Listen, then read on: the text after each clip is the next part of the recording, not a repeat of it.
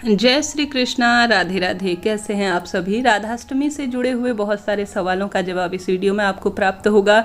कैसे पूजा करनी चाहिए, क्या विधि विधान है, राधा मैया की फ़ोटो घर पर नहीं है तो कैसे पूजा करें, साथ ही इस दिन क्या व्रत के नियम है, पूजा पाठ कब व्रत किया जाएगा, कैसे व्रत को ले, भोग मंत्र, संपूर्ण जानकारी वीडियो में प्राप्त होगी। आप सभी जानते होंगे कान्हा जी की पूजा तभी पूर्ण मानी जाती है जब राधा जी की पूजा की जाए।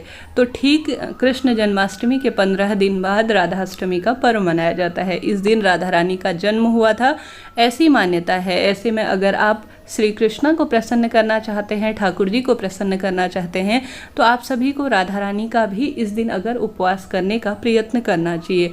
इस वर्ष 2023 में 23 सितंबर दिन शनिवार के दिन राधाष्टमी मनाई जाएगी। इसी दिन आप सभी अगर व्रत करते हैं या व्रत करने का सोच रहे हैं तो इस दिन करने का प्रयत्न करें। इसी दिन राधा रानी का जन्म हुआ था और कृष्ण जन्माष्टमी का व्रत किया है, तो आप सभी को कोशिश करनी चाहिए उनका भी अर्थात राधाष्टमी का भी पूजन करें ताकि आपको संपूर्ण फलों की प्राप्ति हो।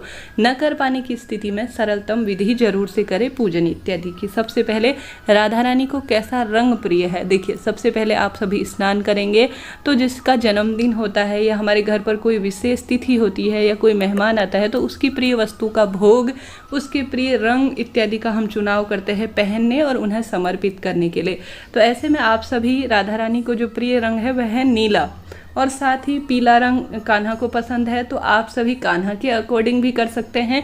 दोनों स्वरूप एक ही है। अगर कान्हा जी को प्रसन्न करेंगे तो राधा जी प्रसन्न होंगी, राधा जी को प्रसन्न करेंगे तो कान्हा जी खुश हो जाएंगी। तो आप सभी को कोशिश करनी है कि इस दिन आप नीले रंग के कपड़ों का चयन करें जो कि राधा रानी को प्रिय है। उन्हें भी वस्त्र रूप में समर्पित कर रहे हैं तो राधा रानी को नीला रंग बहुत प्रिय है।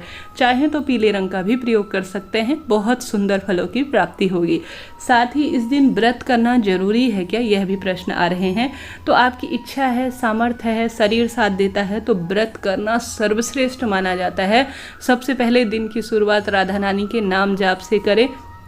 इस दिन राधाष्टमी है, उनका जन्मोत्सव है, तो राधा राधा कहते हुए या भजन इत्यादि चलाते हुए राधा नाम की महिमा गाते हुए आप सभी को स्नान इत्यादि ध्यान से निवृत्त हो जाना है। और जहाँ पर भी अगर इसके यह भी सवाल आ रहे हैं कि सुबह पूजा करें या शाम को करें, किस समय करें, देखिए यह अपनी समय, जैसे आप ऑफिस वगैरह जाते हैं, कोई कामकाज से किसी कारण से बिजी हैं तो सुबह के समय सामान्य रूटीन से जो आप राधा कृष्णा की कोई फोटो प्रतिमा विराजमान है तो सुबह पूजा कर लीजिए। नहीं तो कोई विशेष राधा अष्टमी से संबंधित पूजा करते हैं जो आगे बताई जाएगी तो आप सभी जो है शाम को भी कर सकते हैं, कोई दिक्कत की बात नहीं है। सुबह या शाम दोनों समय भी कर सकते हैं। आप सभी कैसे पूजा करें यह भी जान लीजिए। आप सभी जानते होंगे 23 सितंबर दिन शनिवार के दिन जो है राधाष्टमी का व्रत रखा जाएगा। 23 सितंबर के दिन कई दुर्लभ संयोग भी बन रहे हैं, तो इस दिन आप सभी को राधा रानी और श्री कृष्ण के स्वरूप की फोटो प्रतिमा विराजमान कर लेनी होगी एक पार्टी में, ठीक है।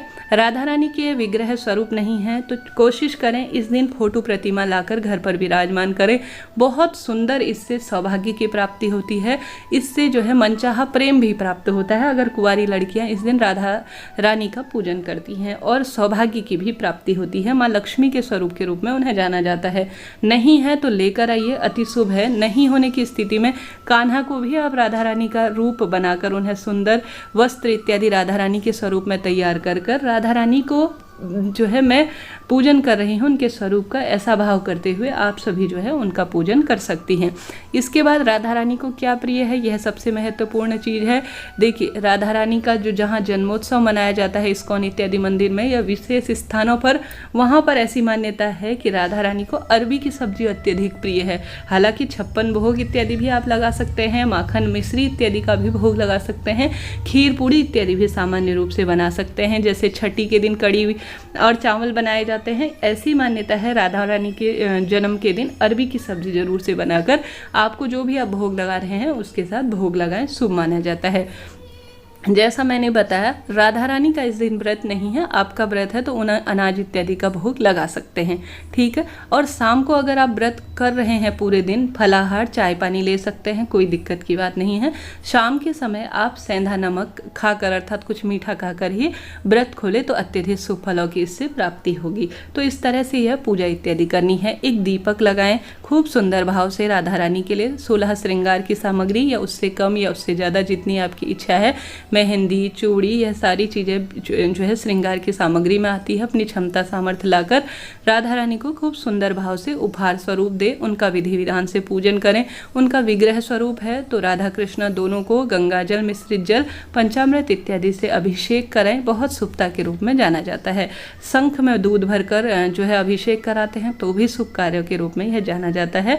और इससे जो है घर में धन लक्ष्मी का स्थिर वास होता है, क्योंकि माता लक्ष्मी के स्वरूप में ही यह होती है। माता तुलसी का भी इस दिन पूजन करें, अति शुभ होगा। कान्हा को भी उनके साथ विराजमान करें, बहुत शुभ फलों की आपको प्राप्ति होगी। अखंड दीप लगाएं सुबह से लेकर रात्रि तक, जो जलता रहे।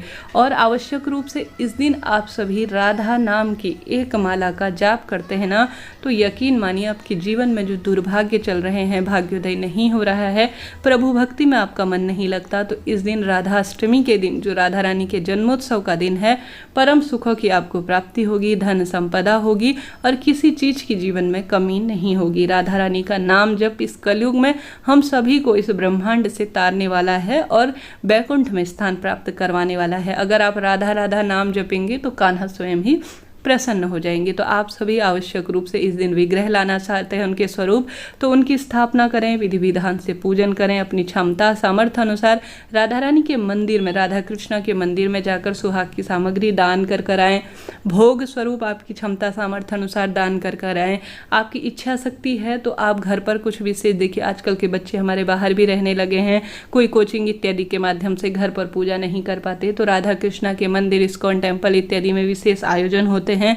भजन इत्यादि में भी आप सभी वहां बैठकर भी अपने नाम की पूजा करवा सकते हैं। वहां बैठकर आप रस का आस्वादन कर सकते हैं, राधा नाम का जाप कर सकते हैं और भक्ति का संचार कर सकते हैं। इस तरह से जो है आप अपनी विशेष रुचि अनुसार इस व्रत को करें, कोशिश करें इस व्रत को करने की। इस साल भी शुरू करने में कोई दिक्कत की बात नहीं है। भगवान की भक्ति को जितना जल्दी जो है अपने जीवन में उतारा जाए, उतना शुभ फलों की प्राप्ति होती है। एक बार जीवन में राधा रानी के विग्रह स्वरूप या उनकी फोटो प्रतिमा घर पर लाकर विराजमान कर इस राधाष्टमी से अपने व्रत को शुरू करें। तो इस तरह से यह सरलतम जानकारी थी। मुझे आशा है, उम्मीद है आपके लिए वीडियो उपयोगी रहा होगा। इससे पहले हालांकि राधाष्टमी से संबंधित कई महत्वपूर्ण सवालों के जवाब वीडियो में चैनल के माध्यम से वीडियो बनाकर दे दिए गए हैं, कृपया उस वीडियो को भी आप देख सकते हैं। आप सभी को कोई मन में सवाल रह जाए, कोई बात पूछनी हो तो तुरंत पूछ लीजिएगा। आपका अपना चैनल है, सभी सवालों के जवाब आप प्राप्त करेंगे। राधा रानी कान्हा के अर्ध स्वरूपा के रूप में है। इस दिन पूजन करने से जीवन में जो ग्रह दशाओं की विपरीत स्वरूप चल रहे हैं, किसी लड़की को मनचाहा प्रेम चाहिए, किसी सौभाग्यवती महिला को अखंड सौभाग्य चाहिए, तो उन सभी व्यक्तियों को, पति पत्नी को भी राधा रानी का पूजन मिलकर करना चाहिए। संतान इत्यादि की प्राप्ति में सहायक होता है। श्री राधे श्री राधे श्री राधे।